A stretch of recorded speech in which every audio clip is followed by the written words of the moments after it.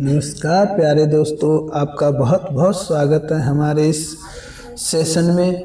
इससे पहले हमने जंपिंग इवेंट्स के बारे में चर्चा की है और उसे आप हमारे चैनल पर विजिट करके देख सकते हैं। इस वीडियो में हम शॉट पुट के बारे में विस्तृत चर्चा करेंगे, जो भी कॉम्पिटिटिव एग्जाम में पूछा जाता है। तो आइए शुरू करते हैं। शॉट पुट को थ्रोइंग सर्किल का व्यास दोस्तों रेडियस जो होता है, त्रिज्या होती है 2.135 मीटर होती है, यानी 2.135 मीटर इसकी त्रिज्या होती है। ये दोस्तों इसकी त्रिज्या होती है। इसके बाद यहाँ खिलाड़ी शॉट पुट को फेंकने के बाद वापस अपने स्थान को ग्रहण करता है, जिसके लिए खिलाड़ी के लिए एक एक्सटेंडेड लाइन यानी जिसे रिटर्निंग लाइन भी कहा जाता है वो खींची जाती है, जिसका मापन 75 सेंटीमीटर होता है। खिलाड़ी को इस रेखा के अंदर से नहीं गुजरना होता है, खिलाड़ी को इधर बाहर से ही गुजरना होता है। अगर कोई खिलाड़ी इस रेखा के अंदर से गुजरता है तो उसे फाउल दे दिया जाता है।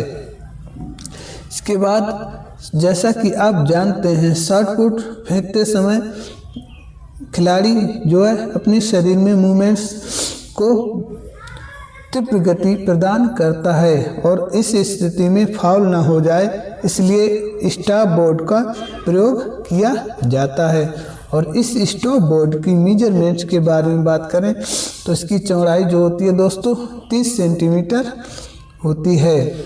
इसकी चौड़ाई शुरुआत में 30 सेंटीमीटर होती है और यही चौड़ाई मध्य में जाकर 11.5 सेंटीमीटर तक हो जाती है। इसके बाद पुनः 30 सेंटीमीटर की हो जाती है। इसकी बाद लंबाई की बात करें, इसकी जो हमारा स्टॉप बोर्ड होता है इसकी लंबाई की बात करें तो ये एक लेन के बराबर यानी 1.22 मीटर लंबा होता है, जो लगभग 10 सेंटीमीटर तक गहरा होता है। इसके बाद हम बात करते हैं लैंडिंग सर्कल, यानी जब खिलाड़ी किसी शॉट पुट को फेंकता है तो वो किस कोण के अंतर्गत गिरना चाहिए, उसे लैंडिंग सर्कल कहते हैं।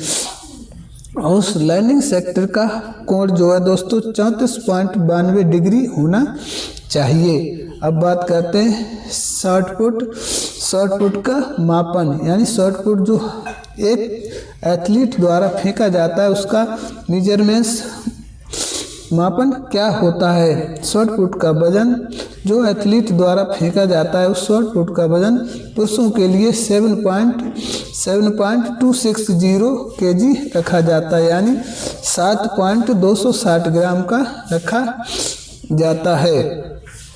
7 किलो और 260 ग्राम का रखा जाता है। और यही वजन महिलाओं के लिए दोस्तों 4 kg यानी 4 किलोग्राम होता है। अगर हम इसके व्यास की बात करें तो जैसा कि आप जानते हैं पुरुषों के जो शॉट पुट होता है उसका वजन ज़्यादा होता है तो उसका व्यास भी अधिक ही होगा। तो पुरुषों के लिए इसका व्यास जो है 110 से 130 सेंटीमीटर होता है और महिलाओं के लिए इसका व्यास 95 से 110 सेंटीमीटर तक होता है। शॉट पुट की तकनीक अब हम देखते हैं। शॉट पुट में फेंकते समय कौन कौन सी तकनीकों का प्रयोग किया जाता है। इस तकनीकों के लिए हम PDRG से भी याद रख सकते हैं, यानी पैरी ओब्रायन तकनीक जो 1952 में विकसित की गई थी ओलंपिक में। इसके बाद डिस्को पट और इसके बाद रोटेशन और ग्लाइडिंग तकनीक, ये प्रमुख शॉट पुट की थ्रोइंग करने की प्रमुख ये तकनीकें हैं। इसके बाद हम बात करते हैं एक खिलाड़ी गोला फेंकते समय, शॉट पुट फेंकते समय किस किस फेसेस को ग्रहण करता है। सर्वप्रथम खिलाड़ी को एक ग्रिप बनानी होती है। इसके बाद placement of the shot put, यानी खिलाड़ी जो है शॉट पुट को प्लेस करता है, अपने कंधे पर रखता है। इसके बाद स्टांस, उसे स्टांस स्थिति में जाना होता है। इसके बाद खिलाड़ी ग्लाइडिंग करता है, फिर टी पोजीशन में आ जाता है। ग्लाइडिंग करते हुए एकदम टी पोजीशन में आकर शॉट पुट को डिलीवरी कर देता है। डिलीवरी करने के बाद रिवर्स लेता है। इसके बाद क्लियरेंस, यानी जो एक्सटेंडेड लाइन, जो रिटर्निंग लाइन होती है वहाँ से लाइन को क्लियर करता है और सर्किल के बाहर क्लियरेंस करके 10 सर्किल, यानी सर्किल को क्लियर करके बाहर निकल आता है। इस प्रकार जो हमारे शॉट पुट का सारा मेजरमेंट्स तकनीक, इसके बारे में हमने चर्चा कर ली है। अब हम दोस्तों हैमर थ्रो के बारे में चर्चा करते हैं। आइए दोस्तों, अब हम शॉट पुट के साथ साथ हैमर थ्रो को भी देख लेते हैं। शॉट पुट और हैमर थ्रो लगभग सेम टू सेम होता है, इसमें कुछ ही थोड़ा सा ही अंतर होता है। जैसा कि आप जानते हैं, तार गोला फेंक भी गोलाकार क्षेत्र से फेंका जाता है, जिसका व्यास शॉट पुट की तरह ही दोस्तों 2.135 मीटर होता है। 2.15 मीटर होता है। इस गोलाकार क्षेत्र के दोनों तरफ एक्सटेंडेड लाइन 75 सेंटीमीटर की होती है। सॉरी दोस्तों, सभी लाइनों की मोटाई 5 सेंटीमीटर होती है। लाइन जो होती हैं दोस्तों, वो सभी लाइनें जो हैं हमारी 5 सेंटीमीटर की होती हैं।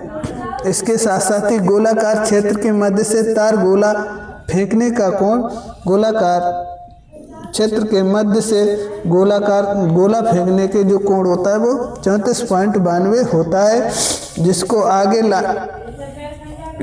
आगे 75 लैंडिंग सेक्टर के रूप में 20 मीटर तक लाइनें खींची जाती हैं।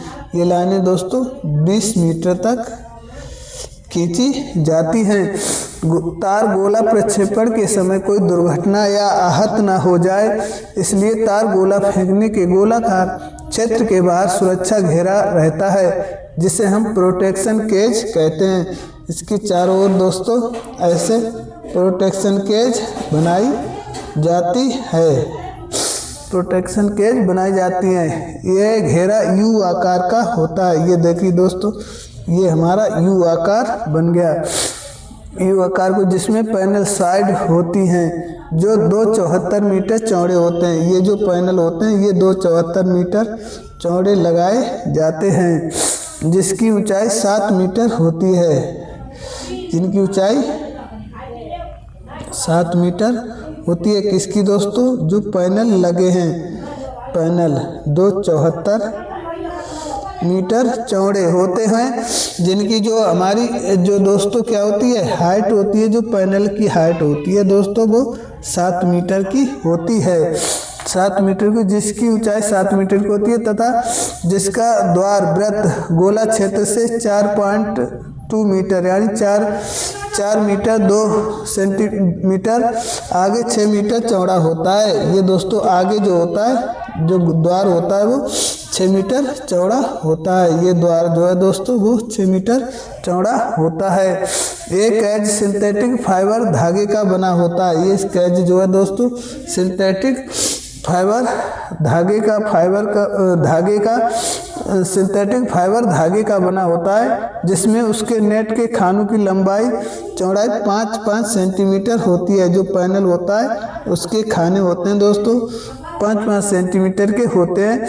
गोलाकार क्षेत्र के मध्य से तार गोला फेंकने का कोण, यहाँ से फेंकने का कोण जो होता है 34.92 डिग्री होता है, जिसको आगे 2 लाइनों के रूप में लैंडिंग सेक्टर के रूप में बढ़ाया जाता है। ये लैंडिंग सेक्टर के रूप में आगे चल के दोस्तों ये बढ़ता चला जाता है। तार गोला का वर्णन अब हम आगे करते हैं। थ्रोइंग सर्किल के बारे में हमने पढ़ लिया। 2.135 मीटर रेडियस होता है।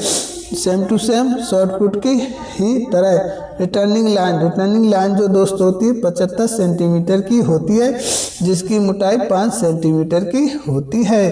कितनी होती है? 5 सेंटीमीटर की मोटाई सभी लाइनों की होती है। लैंडिंग सर्कल का कोड, लैंडिंग सर्कल जो गोला फेंका जाएगा दोस्तों, यहाँ से 34.92 डिग्री पर फेंका जाता है। हैमर का मापन, हैमर की मापन की बात करें तो इसका वजन पुरुषों के लिए 7.260 ग्राम यानी 7 किलो 260 ग्राम पुरुषों के लिए होता है, और यही वजन, इसी गोले का वजन महिलाओं के लिए 4 किलोग्राम का होता है। इसका व्यास जो है पुरुषों के लिए 110 से 130 सेंटीमीटर होता है और महिलाओं के लिए 95 से 110 सेंटीमीटर होता है। अब तार, जैसा कि आप जानते हैं, गोला में दोस्तों एक क्या होता है? गोला में एक तार बंधा हुआ होता है। उस तार की लंबाई महिलाओं के लिए 1150 mm से 1195 mm तक होती है, और पुरुषों के लिए यही लंबाई दोस्तों 1175 से 1215 तक होती है। 1215 सेंटीमीटर तक होती है दोस्तों। अगर हम तकनीक की बात करें तो तकनीक दोस्तों सभी हमारी शॉर्ट पुट के तरीके की, शॉर्ट पुट के सेम टू सेम ही होती है। शॉर्ट पुट के सेम टू सेम सारी तकनीकें होती हैं। अब हम फेसेस की बात करें क्या? अगर हम शॉर्ट पुट ये हैमर के फेसेस की बात करें दोस्तों, तो दोस्तों हैमर में भी सारी जो हमारी गोला में जो फेसेस होती हैं वही सारी फेसेस जो है हमारी हैमर में भी यूज की जाती हैं।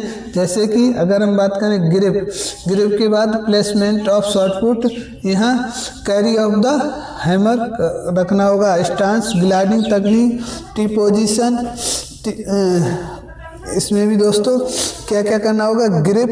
इसमें क्या क्या करना होगा? ग्रिप के बाद स्टैंस, फिर स्विंग, तब पीवट, द टर्न, फिर रिलीज या डिलीवरी, और इसके बाद रिवर्स और रिकवरी, यानी सेम टू सेम यही पोजीशन होगी।